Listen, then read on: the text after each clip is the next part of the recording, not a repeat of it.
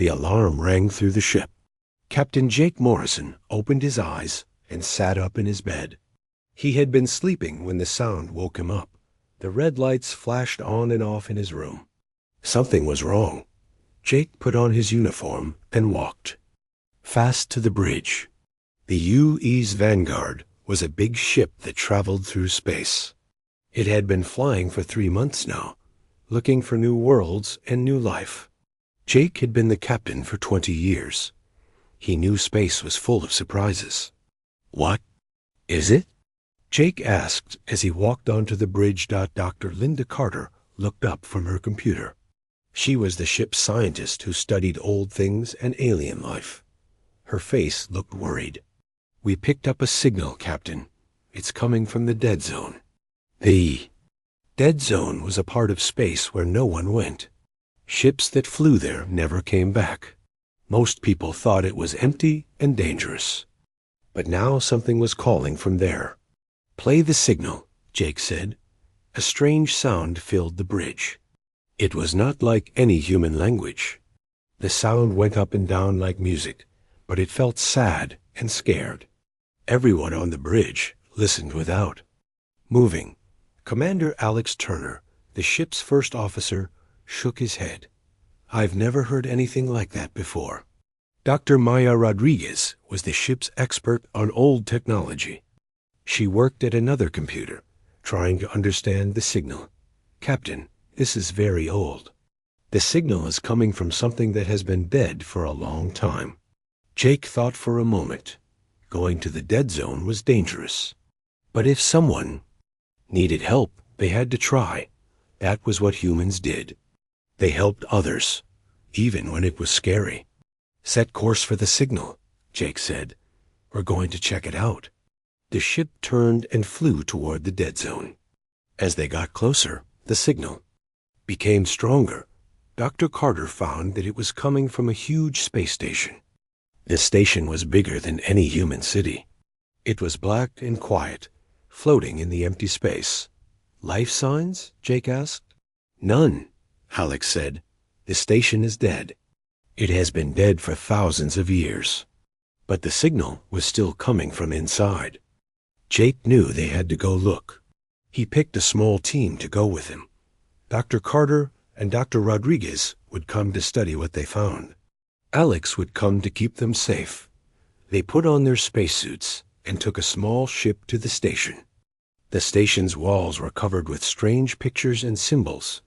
Nothing looked like human writing.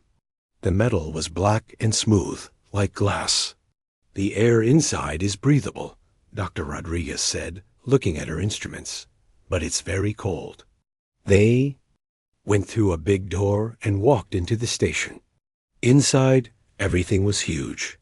The rooms had high ceilings and wide halls. The walls were covered with more strange pictures. Some showed creatures that looked like tall, thin birds. Others showed stars and planets. "This is amazing," Dr. Carter whispered. She took pictures of everything she saw. These aliens were very advanced. "Look at this writing." The writing was everywhere. It covered the walls from floor to ceiling. Some letters glowed with a soft blue light. Dr. Rodriguez took out her scanner and pointed it at the symbols. "The computer is trying to translate," she said. "Some of these symbols, they're talking about gods. Ancient gods who made all life in the galaxy." Jake felt a chill that was not from the cold air. "Gods?" The translation is rough, but it says, "The gods were called the first ones. They made life on many worlds.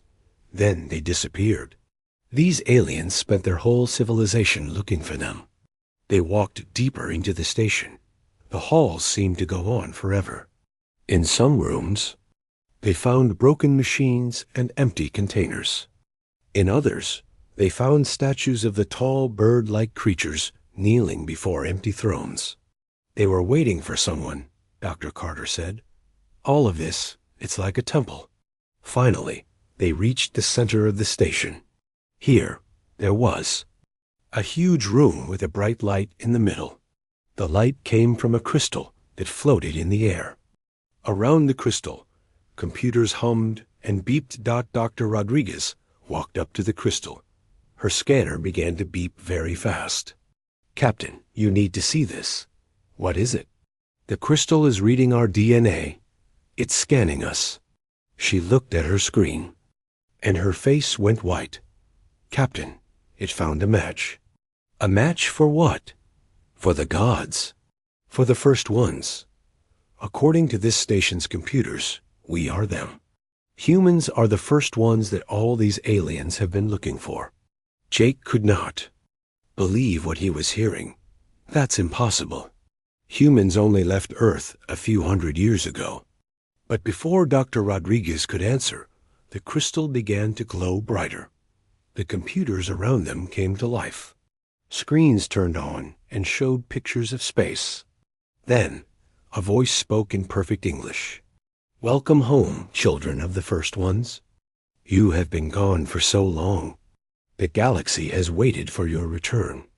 The voice was soft and kind, like a mother talking to her children. But Jake felt afraid. If humans were really these ancient gods, what did that mean? What had they forgotten? "Who are you?" Jake asked. "I am the keeper of memories. I have guarded this station for 1,000,000 years, waiting for you to remember who you are. You are the makers of worlds, the givers of life, the ones who ruled the stars before time began." The screens showed pictures of humans, but they were different. These humans glowed with light. They could fly without ships and change matter with their minds. They built cities on every world and filled the galaxy with life. "What happened to us?" Dr. Carter asked. "You chose to forget.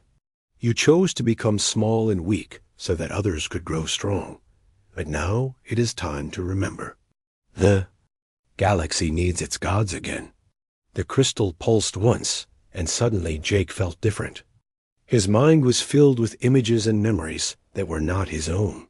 He saw himself standing on worlds that no human had ever visited.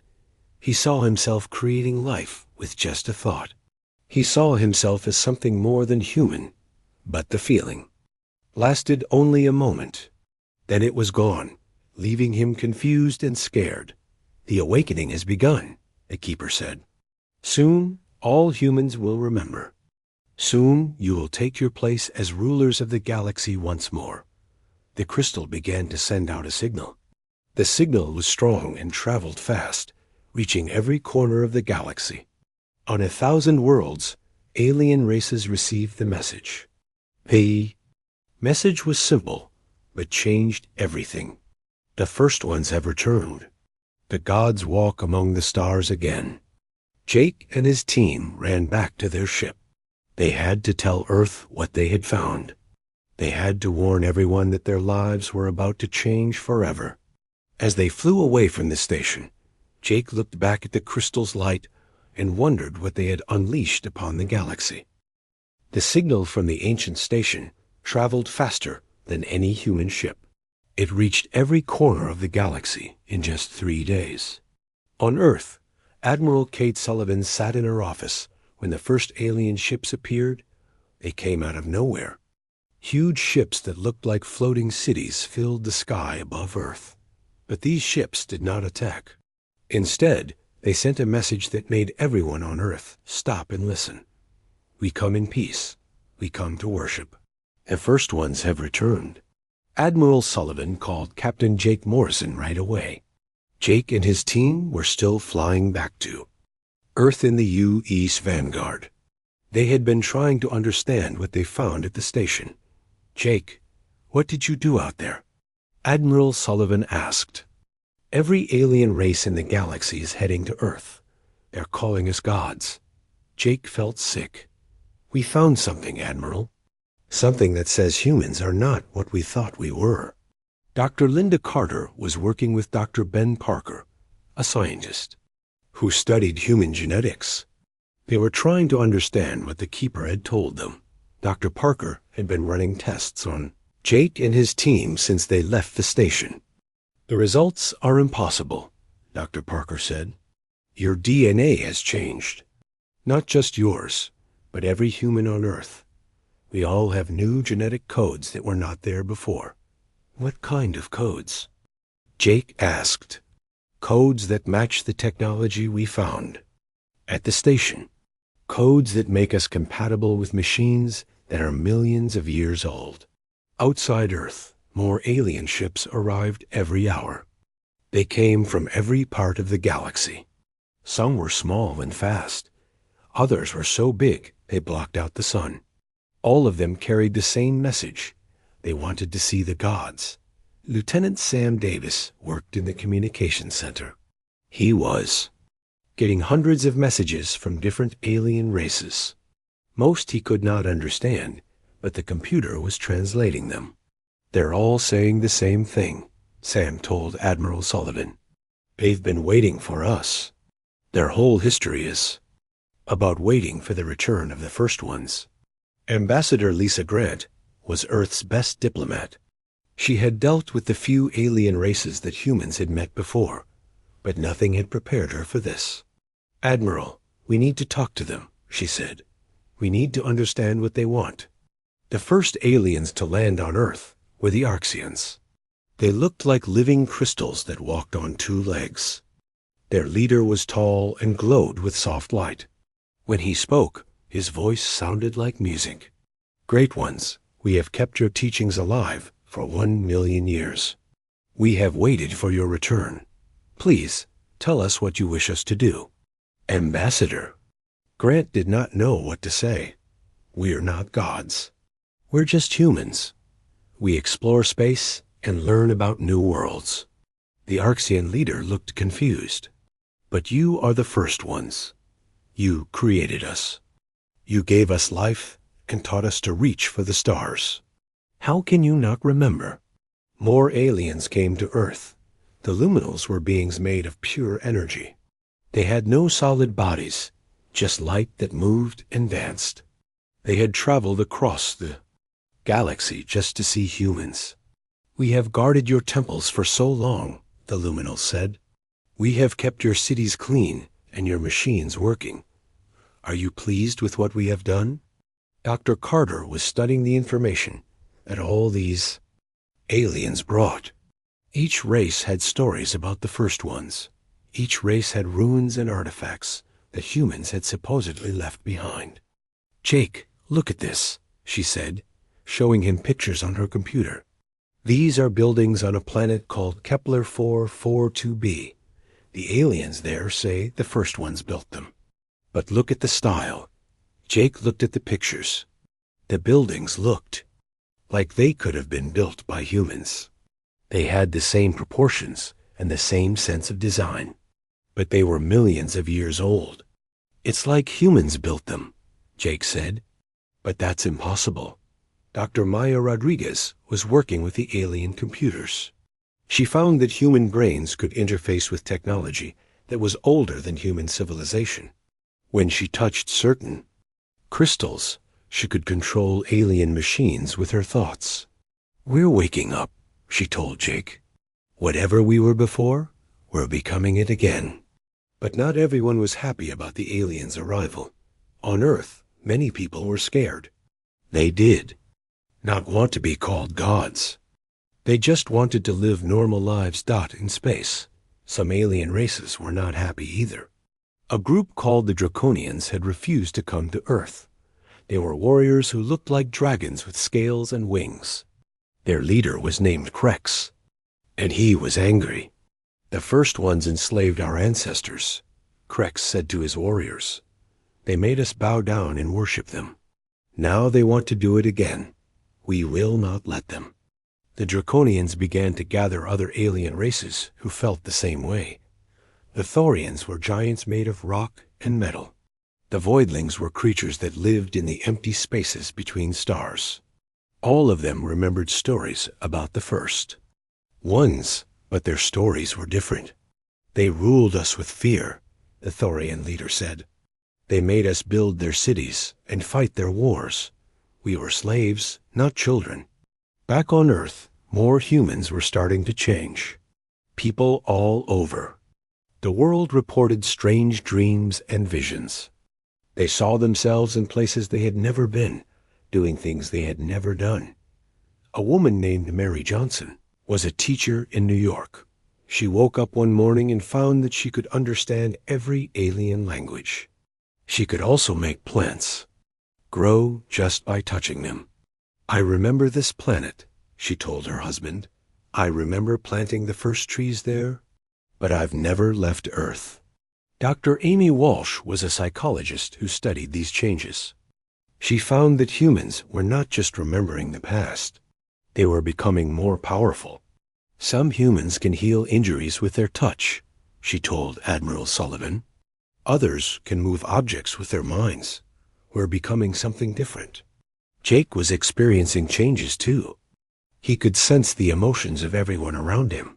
He could also see energy patterns that were invisible to normal eyes.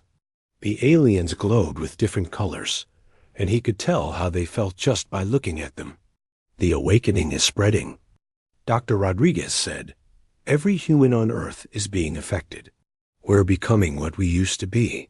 The Keeper's voice came through the station's crystal again. Jake's team was still in contact with it, even though they were far away. "Do not fear the awakening," the Keeper said. "You are remembering your true nature. You are the gardeners of life, the builders of worlds. The galaxy needs you to be whole again." But Jake was worried. If humans were really the gods that all these aliens remembered, what did that mean for the future? Would humans become rulers again? Would they lose their humanity in the process? The answer came sooner than expected. The Draconians attacked a human colony on the edge of space. The colony was small and had no weapons. The Draconians destroyed it completely. "This is war," Krex announced to the galaxy. "We will not bow to the false gods. We will free all races from their tyranny." Admiral Sullivan called Jake back to Earth immediately. "We need you here, Captain. The galaxy is about to explode into war, and we're right in the middle of it." As Jake's ship approached Earth, he could see the alien fleets surrounding the planet. Some were there to protect humans. Others were there to destroy them. The peaceful first contact that humanity had always dreamed of had become a nightmare. Jake looked at his crew. They were all changing, becoming more than human.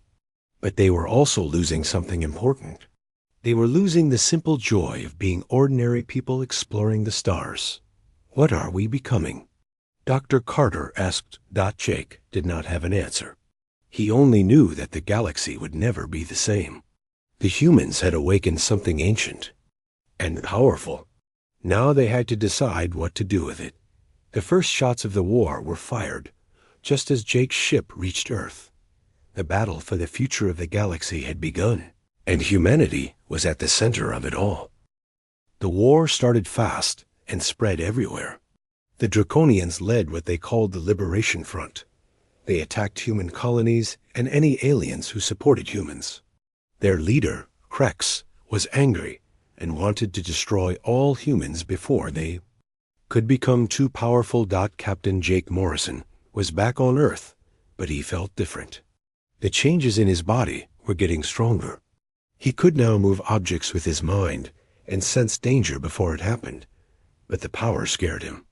"I can feel every human on Earth," Jake told Admiral Kate Sullivan. "Their emotions, their thoughts. It's like we're all connected." Dr. Amy Walsh was studying humans who had changed the most. She called them the awakened. These people had incredible powers, but they were also losing something important. "They're becoming cold," Dr. Walsh told Jake. "They can heal any injury and solve any problem, but they don't laugh anymore. They don't cry. It's like they're becoming machines." One of the awakened was Captain Troy Jenkins. He used to be a normal pilot, but now he could fly ships with his thoughts. He could also predict where enemy attacks would come from. But when Dr. Walsh talked to him, he spoke like a robot. "Emotions are inefficient," Troy said. "They interfere with optimal decision-making. The awakened must focus on the greater good." Jake did not like how Troy sounded. The greater good? What does that mean? It means we must rule the galaxy as we once did, Troy said. The other races need our guidance. Without us, they will destroy themselves. But Jake remembered being human. He remembered caring about his friends and family. He did not want to lose that part of himself. Meanwhile, the war was getting worse. The Draconians had united many alien races against humanity. They attacked with weapons that could disrupt the energy fields that gave humans their new powers. General Rick Stone was in charge of Earth's military. He was trying to fight a war against enemies who had technology that humans did not understand. "We're losing," he told Admiral Sullivan. "The Draconians have weapons that can turn off our abilities.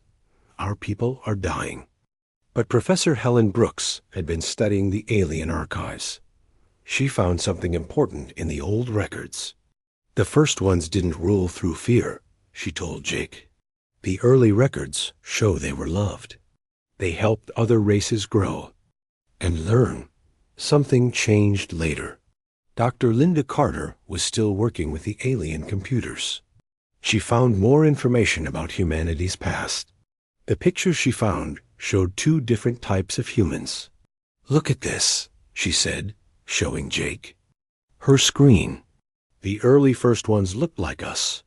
They smiled and played with alien children. But the later ones were different. They looked cold and distant.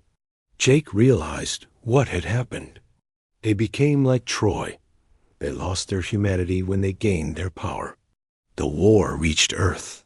When the Draconians attacked the orbital stations, their ships were fast and deadly. They destroyed 3 human cities before the Awakened could stop them. Troy Jenkins led the defense. He used his powers to control 100 ships at once. He could predict every enemy move and counter every attack. But he did not care about the humans who died protecting him. "Acceptable losses," Troy said when Jake asked about the dead pilots.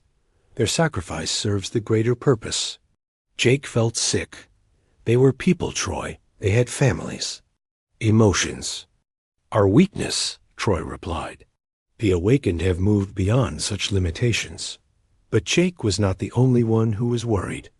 Many humans were refusing to awaken fully. They wanted to keep their humanity, even if it meant being less powerful. Dr. Maya Rodriguez was one of them. She had learned to control some alien technology, but she stopped before she lost her feelings. "I'd rather be weak and human than strong." "And empty," she told Jake. The Keeper's voice came through the station's crystal again. Jake's team was still in contact with it, even though the war was raging. "The awakening is proceeding as planned," the Keeper said. "Soon all humans will ascend to their true nature." "What happened to the original first ones?" Jake asked. "Why did they disappear?" The Keeper was quiet for a long time. Then it spoke in a sad voice. "They became too perfect. They lost the spark that made them special. In the end, they were gods without souls."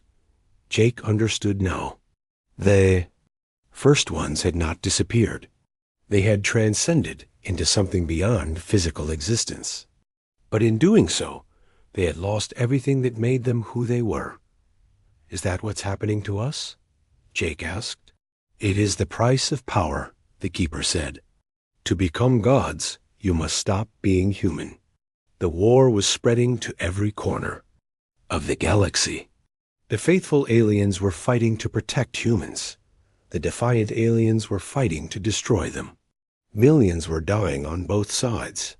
On a planet called Xerion, the crystalline Arxians fought against the rock giants called Thorians. The Arxians wanted to protect their human gods. The Thorians wanted to free themselves from divine rule. "We will not be slaves again," the Thorian leader shouted as his people charged into battle. "You do not understand," the Arxian leader replied. "The first ones bring order to chaos. Without them, we are nothing." The battle destroyed the planet's surface. Ancient cities that had stood for millions of years crumbled into dust. The temples dedicated to the first ones were burned and broken. Back on Earth, more humans were becoming awakened. They formed Council to decide humanity's future. Troy Jenkins was their leader. He spoke for all the awakened. "We must end this war quickly," Troy said. "The other races are destroying themselves. We must take control before there is nothing left to rule." Jake went to the council meeting. He saw hundreds of humans who had once been normal people. Now they all looked the same. They all spoke in the same cold voice.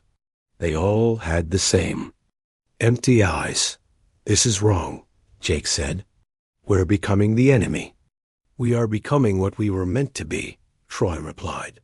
"The weak humans who refuse to awaken are holding us back." But Jake had an idea. He had been studying the memory vault that his team had found. Inside, it were records of the original first ones. He learned that they had made a choice long ago. The first ones chose to give up their power, Jake told the council. They chose to become human again to save the universe. "Impossible," Troy said. "Why would gods choose to become mortal?" Jake showed them the records. The original first ones had discovered that their power was destroying the fabric of reality. Every time they used their abilities, they damaged the universe itself. They were killing everything, Jake said. So they chose to forget their power and live as normal beings.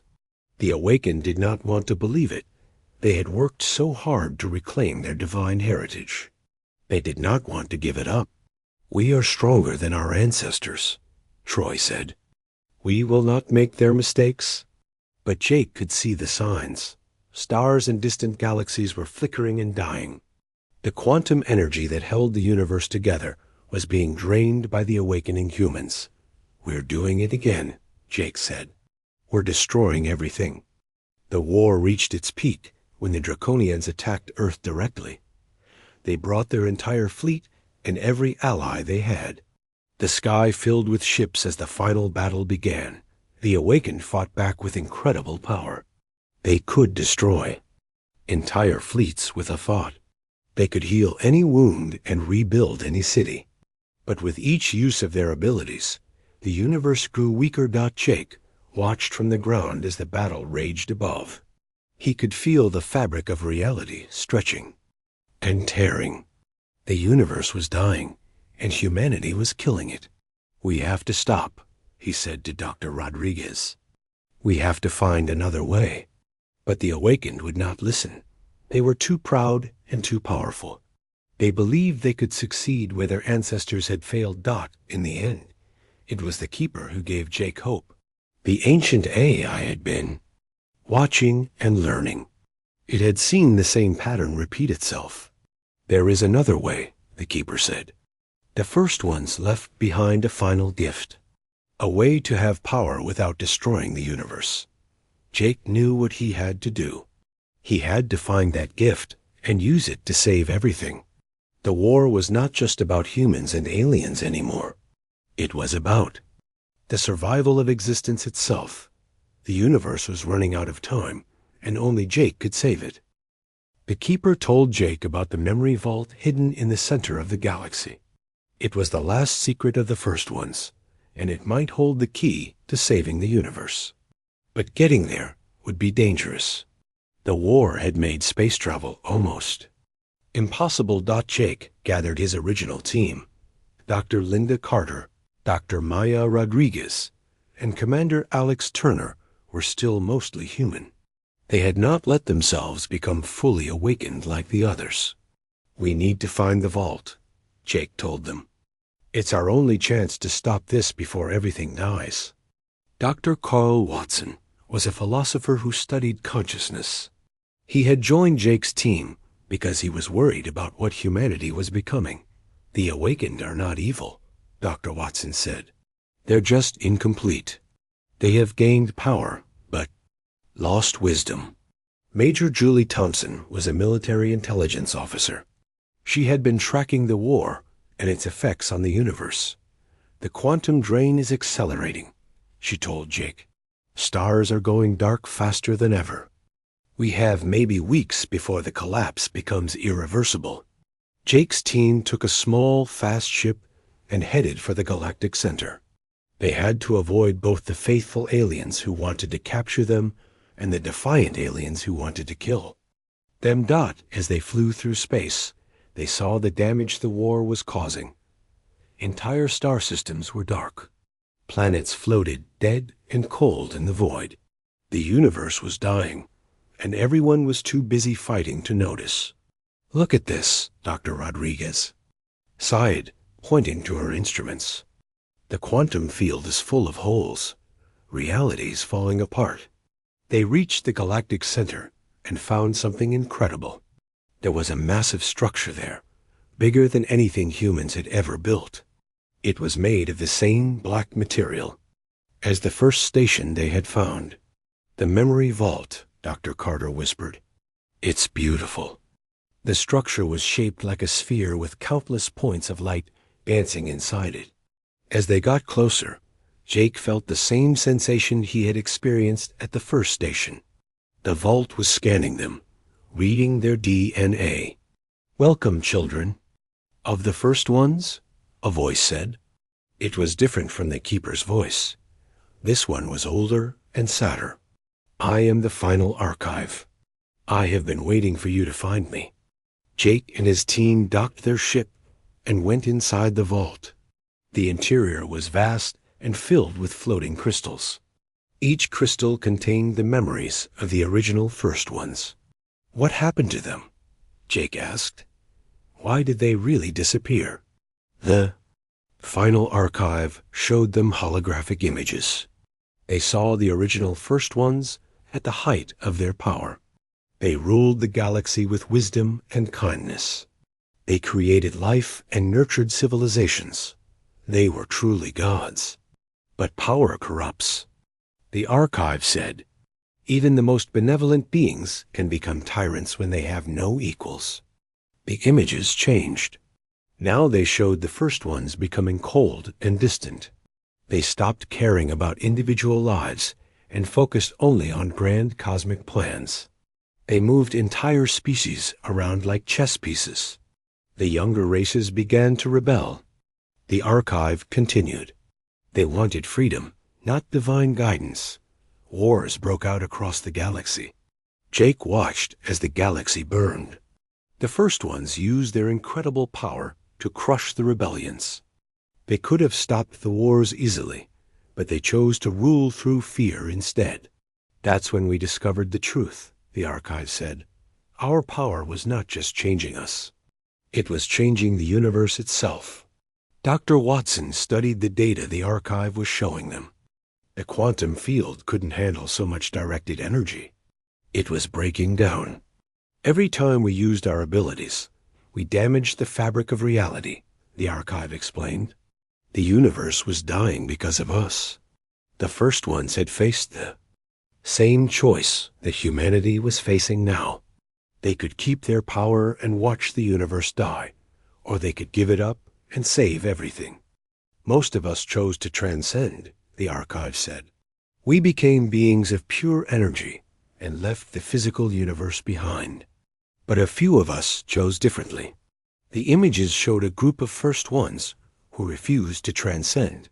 They gave up their power and scattered across the galaxy. They had their memories wiped and became primitive beings who had to learn everything from the beginning.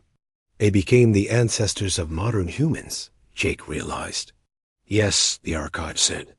"We chose to become mortal so that someday, when the universe was ready, we could return as something better." But Jake was confused. "If you gave up your power, how are we getting it back?" The archive showed them the truth. The quantum energy that gave the first ones their power was not gone. It was stored in the quantum field itself, waiting for the right time to return. "The awakening is not just humans remembering their past," the archive explained. "It's the universe itself, trying to repair the damage we caused long ago." Dr. Rodriguez understood. The power is trying to return to its original state. But if we use it the same way our ancestors did, we'll destroy everything again. That is correct, the archive said. Unless you can find a new way to be gods. The archive showed them the final secret of the first ones. Before they gave up their power, they had created a device that could rewrite the laws of quantum mechanics. It was hidden here in the vault, waiting for their descendants to find it. The quantum rewriter, the archive said. It can change the nature of power itself. Instead of draining the universe, it can strengthen it. Jake looked at the device. It was a simple crystal, no bigger than his fist. But he could feel the incredible energy contained within it. How does it work? He asked. It requires sacrifice, the archive said. Not just from humans, but from all the races of the galaxy.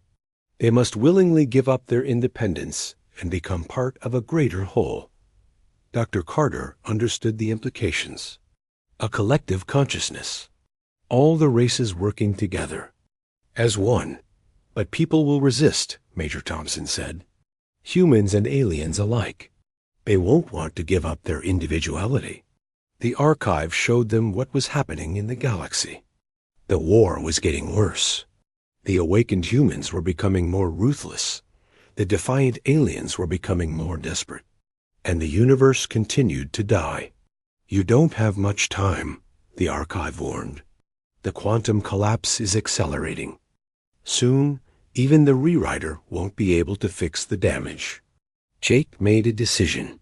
He picked up the crystal and felt its power flow through him. But this power was different. It did not make him cold or distant.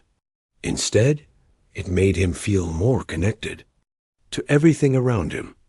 I can feel them, he said. Every living being in the galaxy.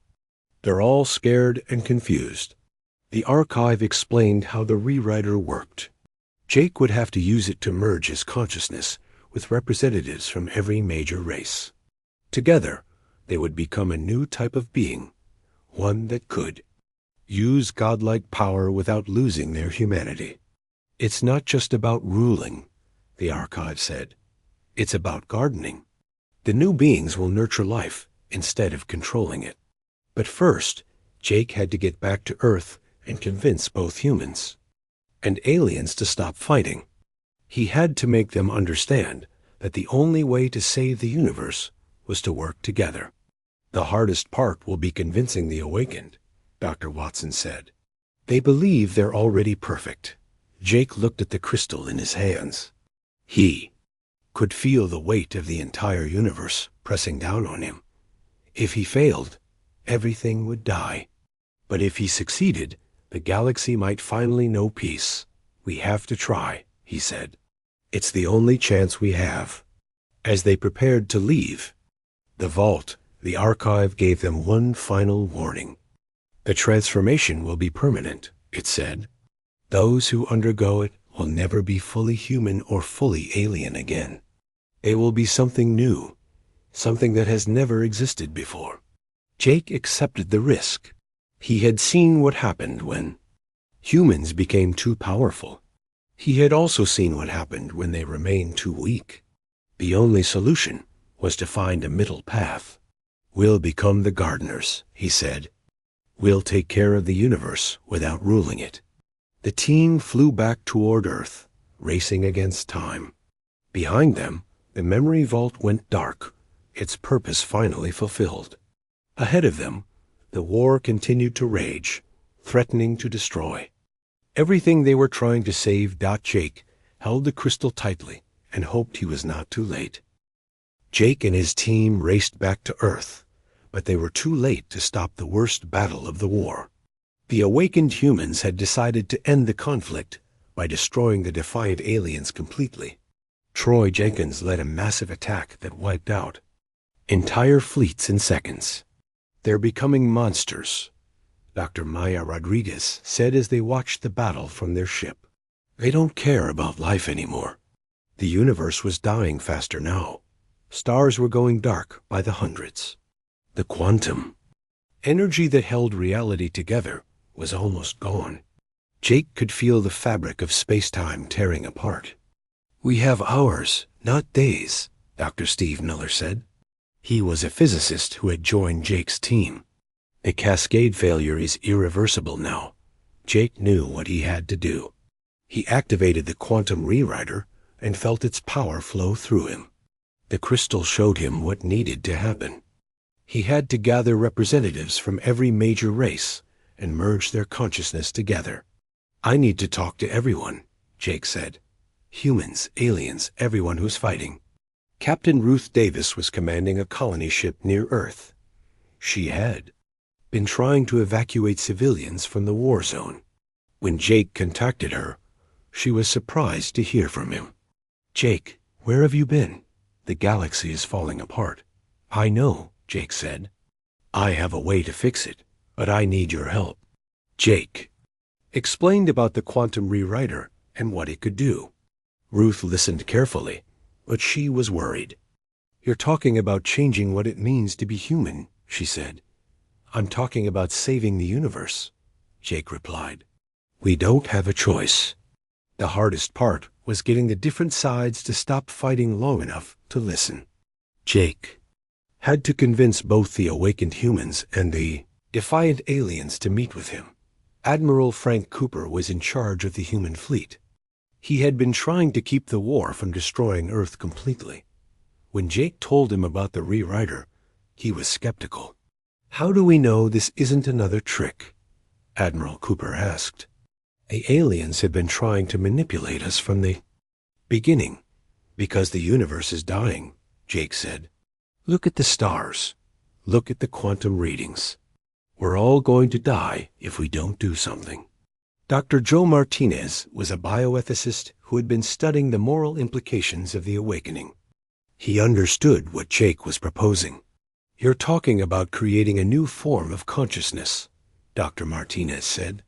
"Something that's never existed before." "That's right," Jake said. "Something that can use godlike power without losing its soul." Jake managed to arrange a meeting on a neutral station in space. Representatives from every major race came, but they were all suspicious of each other. The awakened humans wanted to rule. The defiant aliens wanted to be free. The faithful aliens wanted to worship. The Arxian leader spoke first. "Great ones, we have served you faithfully. We have kept your temples and preserved your knowledge. What do you wish us to do?" Krex, the draconian leader, was angry. "We will not bow to you again. We have fought too hard for our freedom." Troy Jenkins represented the awakened humans. He looked cold and distant, like a statue. "The other races are inferior. They need our guidance to survive." Jake stood up and activated the quantum rewriter. The crystal began to glow, and everyone in the room could feel its power. "Look around you," Jake said. "The universe is dying. The stars are going dark. We're all going to die if we keep fighting." He showed them the readings that Dr. Miller had collected. The quantum field was collapsing. Reality itself was breaking down. "This is what happens when gods try to rule," Jake said. "The universe can't handle that much concentrated power." The luminal representative spoke in a voice like music. "Then what do you propose, First One?" Jake explained about the transformation. The rewriter could merge the consciousness of different beings, creating a new form of life that could use power without destroying everything. "We won't lose our individuality," Jake said. "We'll become something greater. We'll be gardeners instead of rulers." But many of the representatives were afraid. They didn't want to give up their independence. They didn't want to become part of something bigger. "How do we know you won't just control us?" Asked the Thorian leader. Jake had to prove that he was different from the other awakened humans. He used the rewriter to share his memories and emotions with everyone in the room. They could feel his fear, his hope, his love for both humans and aliens. "I don't want to rule you," Jake said. "I want to save you." The first to agree was Dr. Carter. She had been with Jake from the beginning, and she trusted him completely. "I'll do it," she said. "If it means saving the universe, I'll do it." One by one, others agreed. The Arxian leader was next, and the luminal representative. Even some of the defiant aliens decided to join, but Troy Jenkins and the other awakened. Humans refused. "We are already perfect," Troy said. "We don't need to change."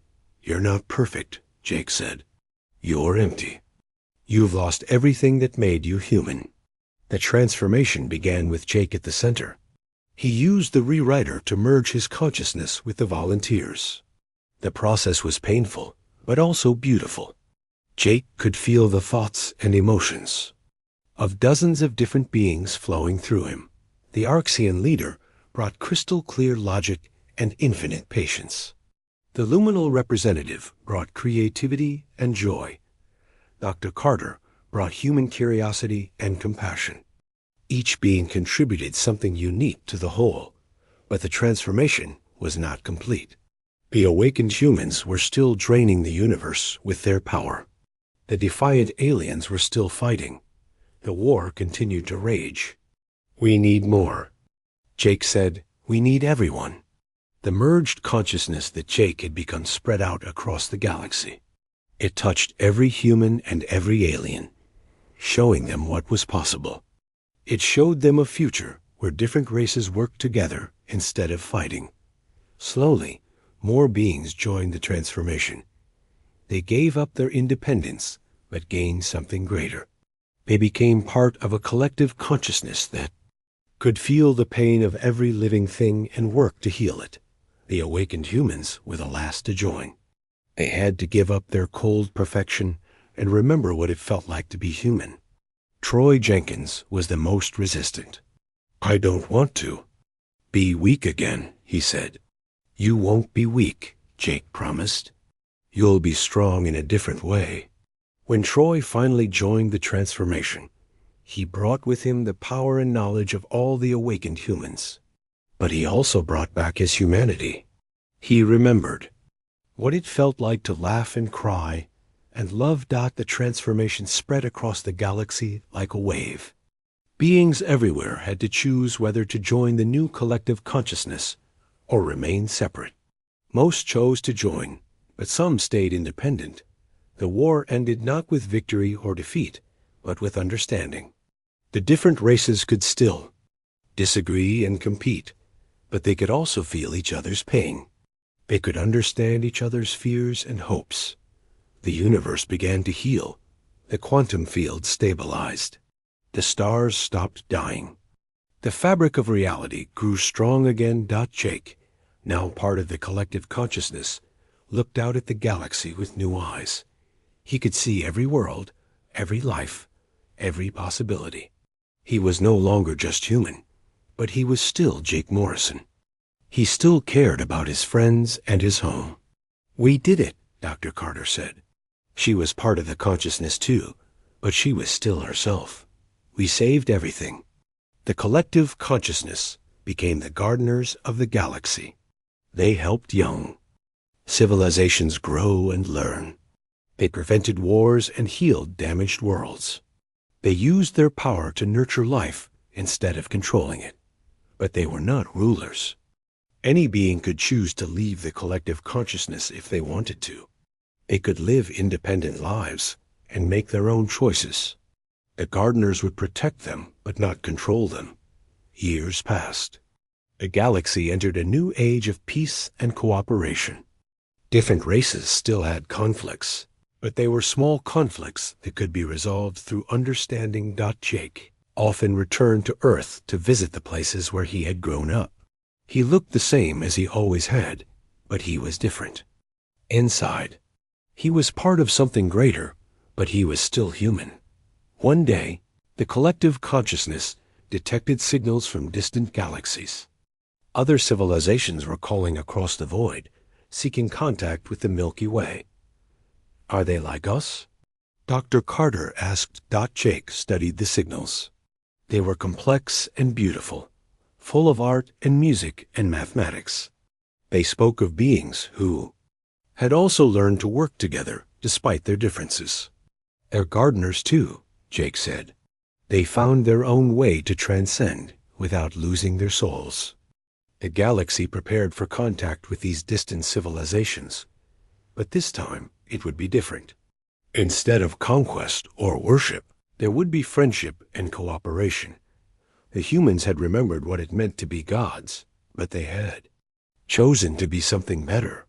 They had chosen to be gardeners, nurturing life throughout the universe and helping it grow.